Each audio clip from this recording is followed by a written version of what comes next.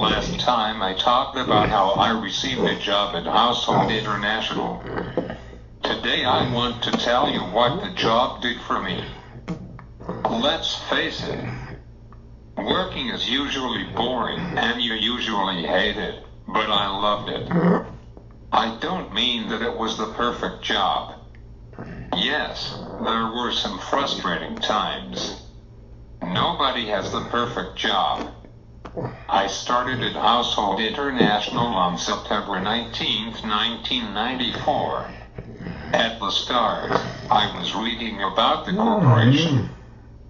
That was interesting and boring. I didn't really understand why they had me reading for weeks. Later I understood the purpose of reading about Household International. The first major project that I had was a new software for a small group of employees. To develop a new program when you just graduated from college is remarkable, because most companies usually have their new employees to maintain the existing systems. I had 2 consultants who were also recently graduated from college helping me.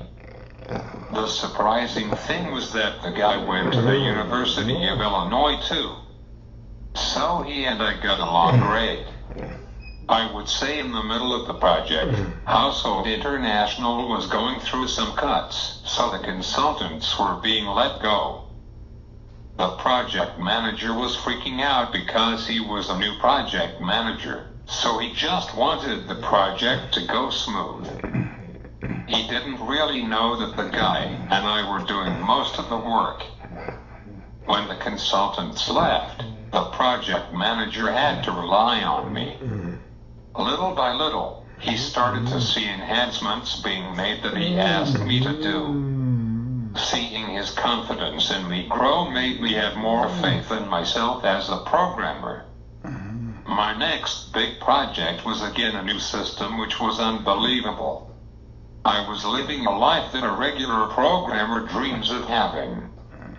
It was a project where the big bosses kept a close watch on. The project had 2 components to it. One part was for me only. Since the project had a hard deadline, I worked long hours and I would have to work on the weekends too. The thing that I loved about this project was that I could work alone and did not have many people stopping by. We got the project done nearly on time. After the project, I got my first promotion, and that really gave me the confidence that I was doing a good job. For me, with being disabled, I had a sense of I must do better. I am not saying that people made comments to that effect, but I just felt that way. With having no role models to look up to, I was unsure what to do. At work, we really didn't have a mentoring program. I feel that there are no role models for people with cerebral palsy. I have to take that back. We do have one from the TV show Speechless. I think we need a lot more role models to show the next generation of people with cerebral palsy that they can be successful. They need to hear that they could do whatever they want to. I want to be a role model. With a promotion, there were more responsibilities to have. One of the responsibilities was to manage projects. That meant a lot more communicating with different people. For a nonverbal person, conversations are slightly more difficult, but if I wanted to stay employed, I needed to communicate better. I learned that I could email better than talking with the persons.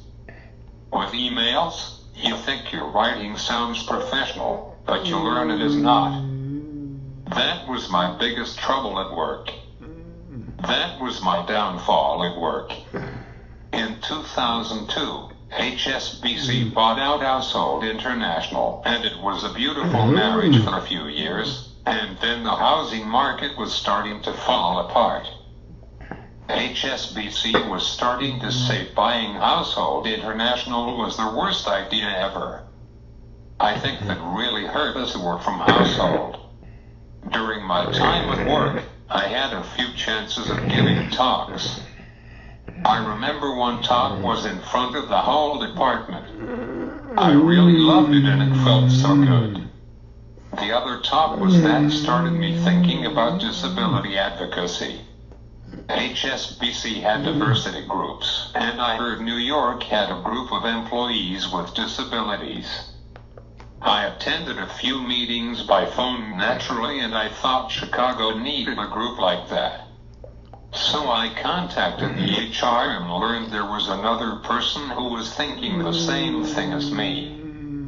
We got the paperwork in and we were approved. During the month of October, we had several talks about disability that employees could come and listen in. One year I talked about my cerebral palsy, and the employees loved it. I think that planted a seed in me to start my disability advocacy work. On March 1st, 2009, I went to work as usual, and people were talking and walking around, which was not normal. I got to my desk and logged in.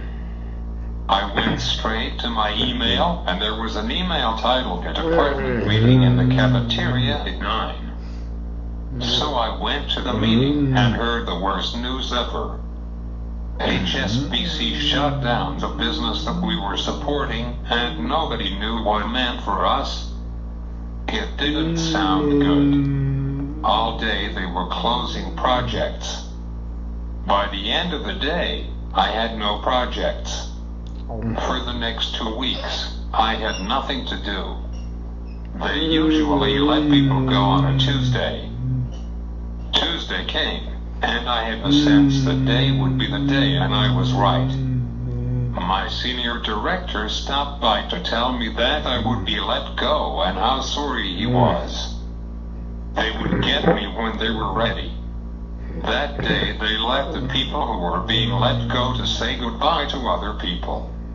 It was really nice. Normally once you were let go, the security guard would be with you until you were out of the building.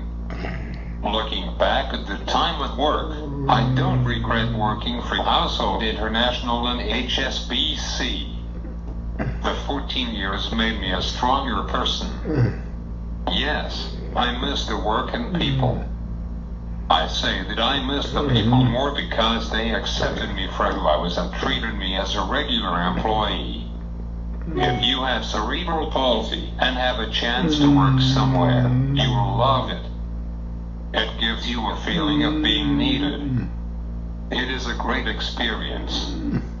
I just hope that a company gives you a job like Household International gave me a great job.